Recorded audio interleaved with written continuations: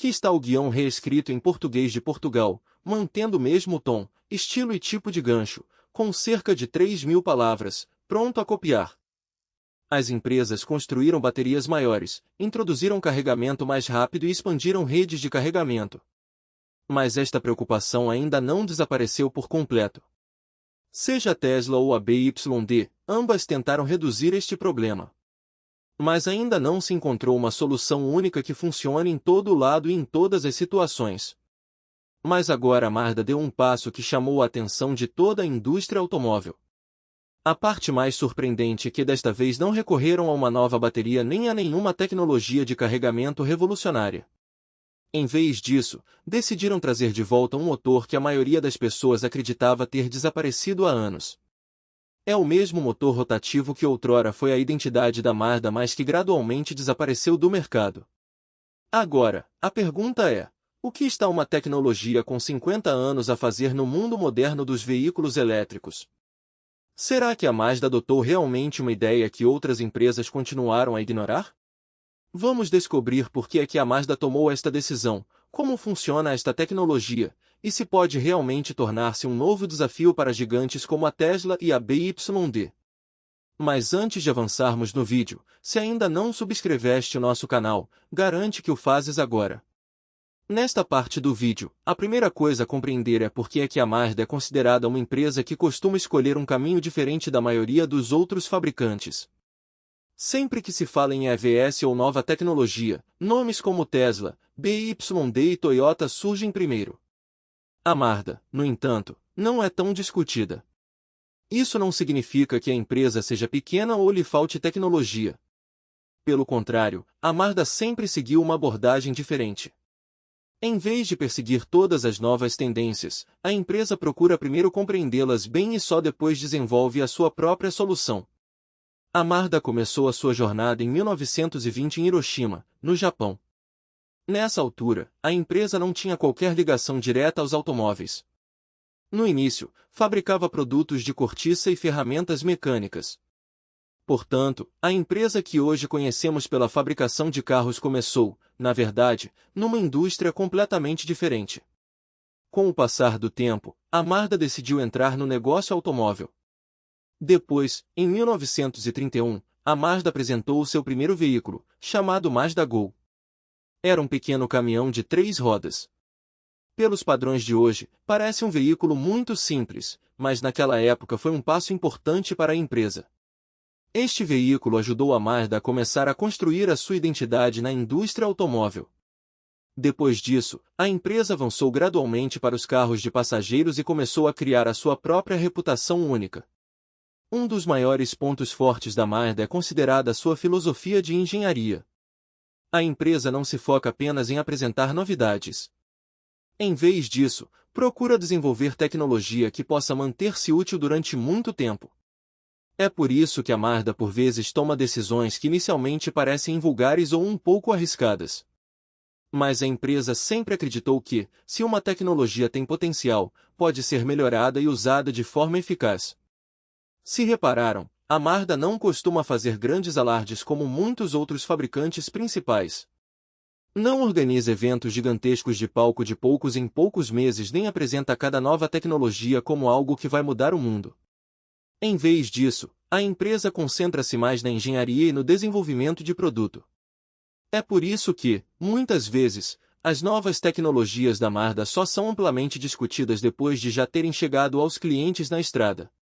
Isto não significa que a Mazda ignore o marketing. Toda empresa precisa de falar dos seus produtos às pessoas. No entanto, a reputação da Mazda foi construída mais nas suas decisões de engenharia e na experiência de condução. É uma das razões pelas quais muitos dos seus clientes permanecem fiéis à marca durante anos. Quando se trata de fidelização de clientes, a Mazda é considerada uma das empresas cujos compradores frequentemente escolhem outra Mazda quando compram o seu próximo carro. Uma das razões é que a empresa desenha os seus veículos não apenas em torno de funcionalidades, mas em torno da experiência geral de condução. A Mazda presta muita atenção a detalhes como a sensação de direção, o equilíbrio do veículo, o conforto e o desempenho fiável. Atualmente, a Mazda vende seus veículos em mais de 120 países em todo o mundo.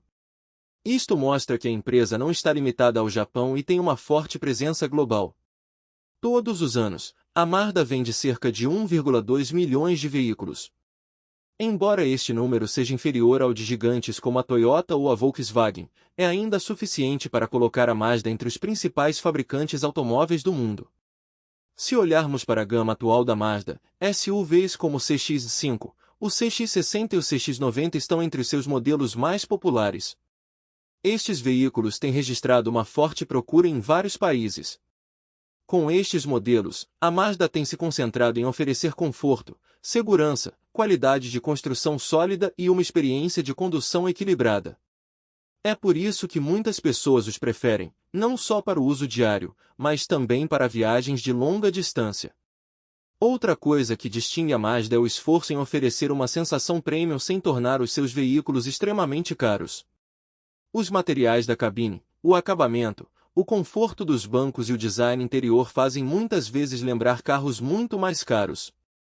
Por isso, muitos compradores sentem que estão a receber melhor qualidade pelo preço que pagam. Esta filosofia geral é o que torna a Mazda diferente de muitas outras empresas. Em vez de tentar vender mais carros ou estar sempre nas manchetes, a empresa concentra-se em criar soluções práticas, duradouras e úteis para os clientes. A história completa do motor rotativo. O motor rotativo. Hoje este nome volta a fazer manchetes. Mas a sua história não começou hoje. Na verdade, começou há muitas décadas. Para compreender esta história, temos de recuar aos anos após a Segunda Guerra Mundial. Hiroshima foi a mesma cidade que testemunhou uma destruição maciça durante a guerra. Muitas indústrias ali foram completamente arrasadas e levou anos até recuperarem. A Mazda também estava sediada nessa cidade. Numa altura assim, a maioria das empresas teria escolhido o caminho mais seguro. Mas a Mazda decidiu pensar de forma diferente. A empresa não queria sobreviver apenas construindo carros. Queria desenvolver uma tecnologia que lhe desse uma identidade única em comparação com outros fabricantes. Com esta ideia em mente, a Mazda adquiriu a licença da tecnologia do motor rotativo nos anos 60. Nessa altura, muitas grandes empresas automóveis já tinham analisado esta tecnologia, mas a maioria recusou adotá-la. A razão era simples. No papel, o motor parecia muito interessante, mas no uso real enfrentava vários desafios. Por isso, a maioria das empresas acreditava que não valia a pena investir tempo e dinheiro nesta tecnologia. O maior problema era o consumo de combustível. O desenho do motor rotativo era completamente diferente do de um motor a pistão tradicional. Por causa disso, o combustível não conseguia queimar de forma tão completa ou eficiente como no motor convencional. Isto afetava diretamente a economia de combustível. Por outras palavras, se dois veículos produzissem uma potência semelhante, o que tivesse o motor rotativo poderia consumir mais combustível em muitas situações. Numa altura em que o mundo caminhava gradualmente para veículos mais eficientes em termos de combustível, isto tornou-se um grande desafio. O segundo grande problema era a gestão do calor. Este motor gerava muito calor durante o funcionamento. A temperatura elevada afetava vários componentes internos. O mais importante deles era o vedante de ápice. Em palavras simples, o vedante de ápice é uma peça pequena mas muito importante que mantém a vedação adequada dentro do motor. Se desgastasse demasiado depressa, o desempenho do motor começava a cair e os custos de manutenção também aumentavam. É por isso que, durante muitos anos, as pessoas continuaram a questionar a fiabilidade do motor rotativo. Mas em vez de recuar perante estes desafios, a Mazda continuou a trabalhar nele. Após anos de desenvolvimento, a empresa lançou o Cosmo Sport em 1967. Não era apenas mais um carro desportivo. Era a tentativa da Mazda de provar que o motor rotativo podia ser usado com sucesso na estrada. Nessa altura, o carro atraiu a atenção mundial. As pessoas viram que a Mazda tinha transformado numa tecnologia numa produção real de série uma tecnologia que a maioria das outras empresas quase tinha abandonado. Nos anos seguintes, o motor rotativo tornou-se uma das maiores identidades da Mazda. A empresa usou em diferentes modelos, e gradualmente a tecnologia ficou intimamente ligada ao nome Mazda. Ganhou um lugar especial, sobretudo entre os entusiastas de carros desportivos. Muitas pessoas admiravam o som do seu motor, a suavidade na entrega de potência e a sensação de condução única. Agora a pergunta é: como funciona realmente o motor rotativo? Num motor convencional, os pistões movem-se para cima e para baixo para produzir potência. Mas não é assim que funciona um motor rotativo. Em vez disso, utiliza um rotor de forma triangular que gira continuamente dentro de uma câmara especialmente moldada. À medida que o rotor gira, aspira ar e combustível, comprime a mistura, cria combustão e produz potência. Como não tem muitas das peças que se movem para cima e para baixo encontradas num motor tradicional, o seu design é muito diferente. Uma das maiores vantagens deste design era o seu tamanho compacto. Comparado com um motor convencional que exigia mais espaço para o mesmo trabalho, um motor rotativo podia ser feito muito mais pequeno. Foi muitas vezes descrito como sendo compacto o suficiente para caber num espaço do tamanho aproximado de uma melancia. O seu tamanho reduzido significava que o veículo podia ser mais leve e também dava aos engenheiros mais flexibilidade no design do carro. Esta é uma das principais razões pelas quais a Mazda se manteve tão entusiasmada com esta tecnologia. No entanto, apesar das suas vantagens, as suas fraquezas nunca desapareceram por completo. Com o tempo, as normas de emissões tornaram-se muito mais rigorosas em todo o mundo. As pessoas também começaram a exigir veículos com melhor economia de combustível e menor manutenção. Ao mesmo tempo, o motor rotativo continuava a enfrentar desafios relacionados com a eficiência de combustível e a durabilidade a longo prazo. A Mazda continuou a melhorá-lo, mas a procura do mercado estava a mudar rapidamente. Eventualmente, a produção do RX-8 terminou em 2012. O RX-8 foi o último grande carro de produção da Mazda equipado com motor rotativo. Depois de descontinuado, a maioria das pessoas acreditava que a jornada do motor rotativo tinha finalmente chegado ao fim.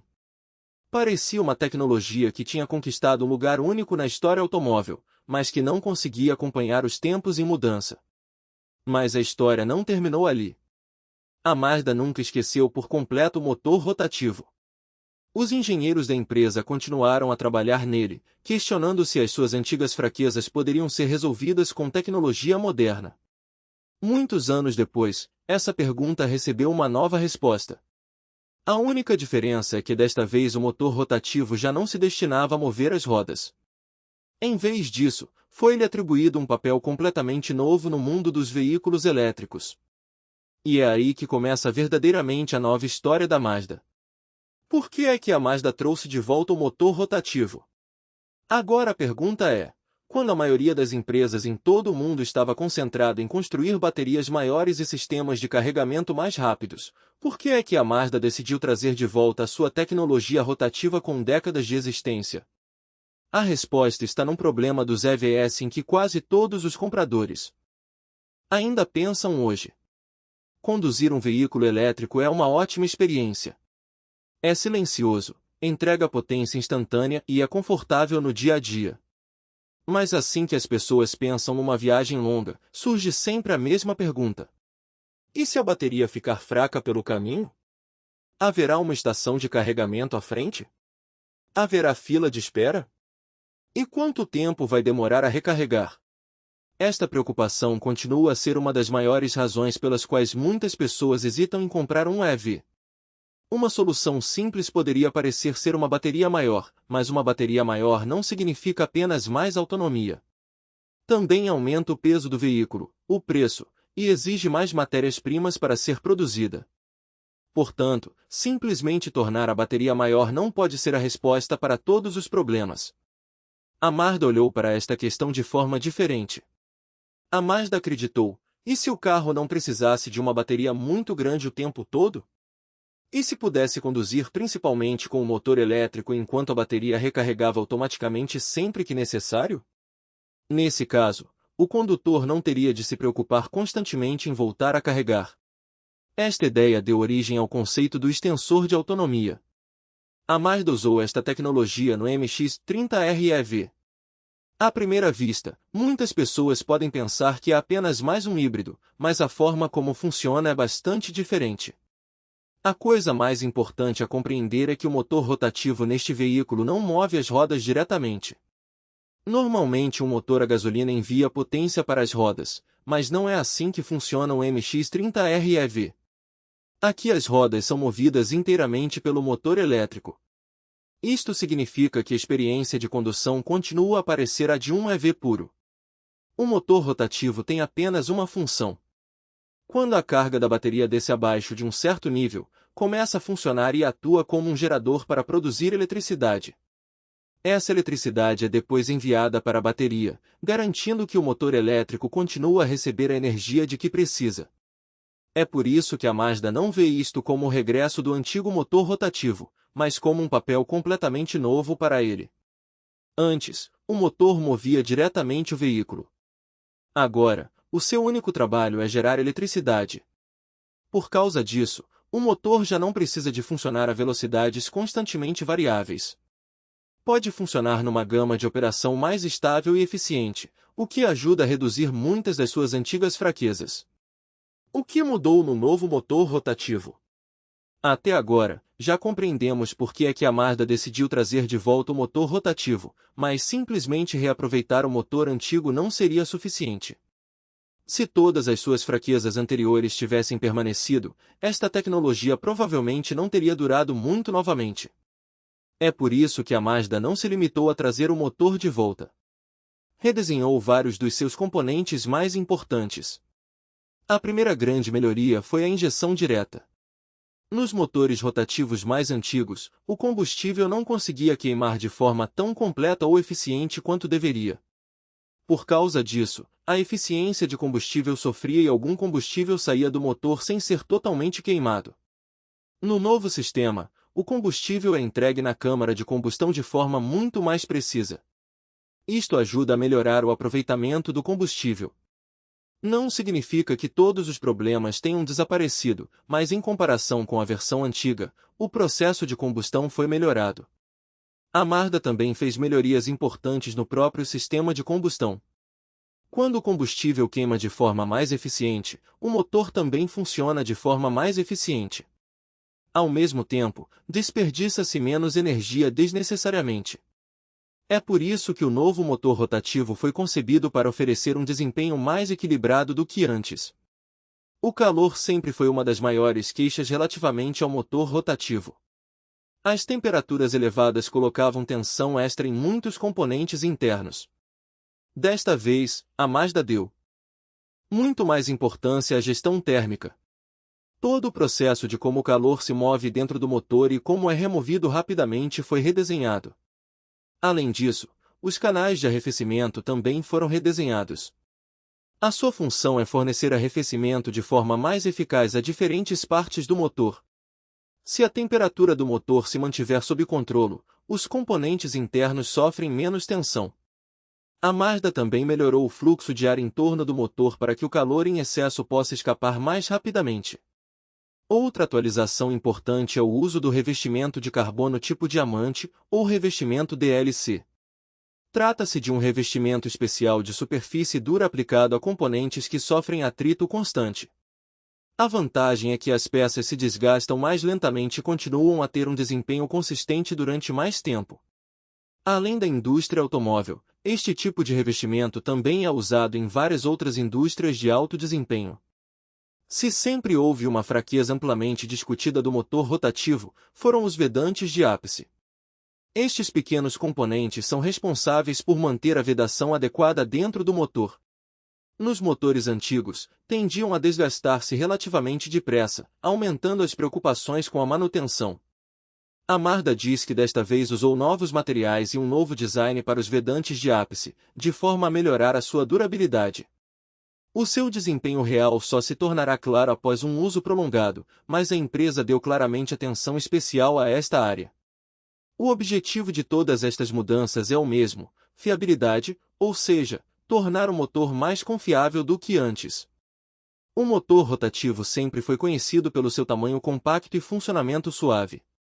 A Mazda tentou manter estes pontos fortes enquanto reduzia as suas antigas fraquezas o máximo possível. Ainda hoje, o tamanho compacto deste motor é considerado uma das suas maiores vantagens. Comparado com um motor convencional, é muito mais pequeno. Por isso, exige menos espaço dentro do veículo. Isto dá aos engenheiros mais flexibilidade no design do veículo e também facilita a organização dos outros sistemas de forma mais eficiente. Outra vantagem do seu tamanho reduzido é uma melhor distribuição de peso. Quando o motor ocupa menos espaço e o seu peso está bem equilibrado, o equilíbrio geral do veículo também pode melhorar. Isto tem um efeito direto na experiência de condução, especialmente em curvas e na condução normal. É por isso que a Mazda não vê o novo motor rotativo apenas como o regresso de uma tecnologia antiga. Em vez disso, a empresa tentou redesenhá-lo para se ajustar aos sistemas modernos de EV. Até que ponto estas mudanças serão bem-sucedidas no mundo real só se tornará claro através da experiência dos clientes nos próximos anos. O seu impacto na Europa e no mundo. Nos últimos anos, as vendas de veículos elétricos cresceram rapidamente em toda a Europa. Muitos países introduziram novas políticas, ofereceram incentivos fiscais e incentivaram as pessoas a comprar carros elétricos. Mas juntamente com este crescimento, outro desafio também se tornou evidente. O número de EVs aumentou muito mais depressa do que a infraestrutura de carregamento se expandiu em muitos locais. Dentro das grandes cidades, encontrar uma estação de carregamento geralmente não é difícil. Mas assim que se sai da cidade para uma viagem longa, os carregadores tornam-se menos comuns em muitas áreas. Mesmo depois de chegar a uma estação de carregamento, os condutores por vezes têm de esperar porque outros veículos já estão a carregar. É por isso que, para muitas pessoas, a experiência de carregamento ainda não é tão simples como esperavam inicialmente. Países como a Alemanha, a França e os Países Baixos têm registrado um crescimento constante na adoção de EVs. As suas redes de carregamento são consideradas bem desenvolvidas, mas a experiência ainda não é igual em todo o lado. As grandes cidades e as principais autoestradas costumam ter melhores instalações de carregamento, enquanto as cidades mais pequenas e as áreas menos povoadas podem ter opções mais limitadas. É por isso que muitos compradores ainda querem um veículo que ofereça condução elétrica para o uso diário, reduzindo ao mesmo tempo as preocupações de carregamento em viagens de longa distância. Ao mesmo tempo, surgiu outra mudança no mercado. Antes, muitas pessoas acreditavam que o futuro pertencia apenas aos veículos totalmente elétricos. Mais recentemente, a procura por híbridos e tecnologias de extensor de autonomia também tem vindo a aumentar. A razão não é apenas a tecnologia em si, mas também as necessidades do dia a dia das pessoas. Nem todos têm um carregador em casa. Nem todos percorrem a mesma distância, e as redes de carregamento não estão igualmente desenvolvidas em todas as regiões. Por causa disso, muitos clientes querem um veículo que ofereça os benefícios da condução elétrica, mas que também dê confiança extra em viagens mais longas. A Mazda parece ter reconhecido esta tendência em mudança desde cedo. A empresa não assumiu que todos os clientes iriam querer apenas uma EV de bateria grande nos próximos anos. Em vez disso, percebeu que muitas pessoas queriam a experiência de condução elétrica sem depender inteiramente da rede de carregamento. É por isso que a Mazda desenvolveu modelos como o MX-30R EV. O objetivo da empresa não era substituir os EVs puros, mas sim oferecer outra opção para clientes com necessidades diferentes. Por outras palavras, se alguém conduz principalmente na cidade em modo elétrico, mas também faz viagens mais longas de vez em quando, este sistema poderia ser uma escolha mais prática. Também vale a pena notar que a Mazda escolheu esta direção quando quase toda a indústria automóvel se movia na mesma direção. A empresa tentou pensar de forma diferente, mas isso não significa que se opusesse aos veículos elétricos à bateria. Simplesmente acreditou que nem todos os mercados do mundo têm as mesmas necessidades. Algumas regiões já têm redes de carregamento fortes, enquanto outras ainda precisam de mais desenvolvimento. Neste tipo de ambiente, diferentes tecnologias podem continuar a ter o seu lugar. É por isso que a estratégia da Mazda está a ser discutida hoje. Não é apenas a história de um novo motor. É também sobre compreender as necessidades em mudança do mercado e tentar construir soluções em torno delas. O tempo vai decidir que tecnologia os clientes acabarão por preferir nos próximos anos. Mas uma coisa pode certamente ser dita: em vez de simplesmente seguir a tendência, a Mazda primeiro tentou compreender o mercado e só depois escolheu o seu próprio caminho. O que é que isto significa para a Tesla e a BYD? Agora a pergunta é: se a abordagem da Mazda se revelar bem-sucedida, o quanto poderá isso afetar grandes empresas como a Tesla e a BYD? A resposta não é simples porque as três empresas têm estratégias e formas de pensar muito diferentes. Vamos começar pela Tesla. Desde o início, a Tesla concentrou-se inteiramente em veículos elétricos. A empresa acredita que o futuro pertence aos EVs puros e construiu toda a sua estratégia à volta dessa ideia. Baterias grandes, a rede supercharger e uma experiência orientada por software são os maiores pontos fortes da Tesla. No entanto, o sucesso deste modelo também depende fortemente da infraestrutura de carregamento. Onde as redes de carregamento estão bem desenvolvidas, ter um EV puro torna-se muito mais fácil. Mas em locais onde as instalações de carregamento ainda são limitadas, alguns clientes continuam a ter preocupações. A BYD, por outro lado, segue uma abordagem diferente. A empresa tem trabalhado não só em veículos elétricos, mas também em modelos híbridos há muitos anos. O maior ponto forte da BYD é a sua enorme rede de fabrico. Produz as suas próprias baterias, fabrica muitos componentes-chave internamente e constrói veículos em grande escala. É por isso que consegue oferecer preços competitivos em muitos mercados. Quanto à Mazda, o seu foco é um pouco diferente do de ambas as empresas. A Mazda não está a tentar vender o maior número de veículos, nem a tentar construir a maior bateria. A identidade da empresa sempre esteve centrada na engenharia e na experiência de condução. É por isso que desenvolveu uma solução como o extensor de autonomia, onde a experiência de condução principal continua a ser elétrica, enquanto um pequeno gerador rotativo oferece confiança extra sempre que necessário.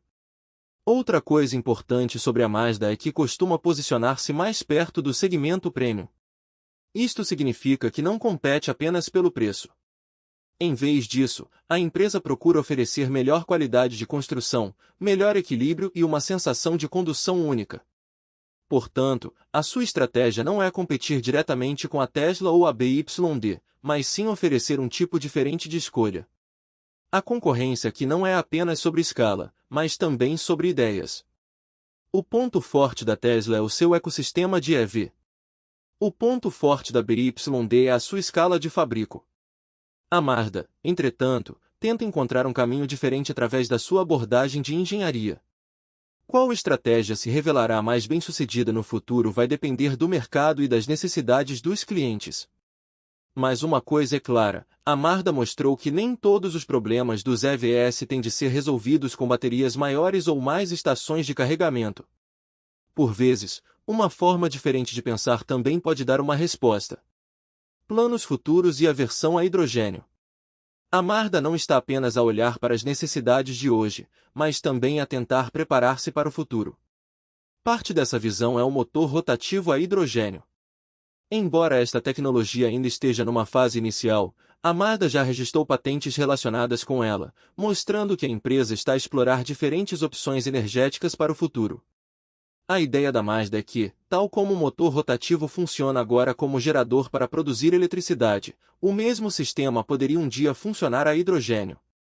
Por outras palavras, em vez de desenhar uma plataforma de veículo completamente nova, a empresa espera adaptar a mesma tecnologia central para um combustível diferente.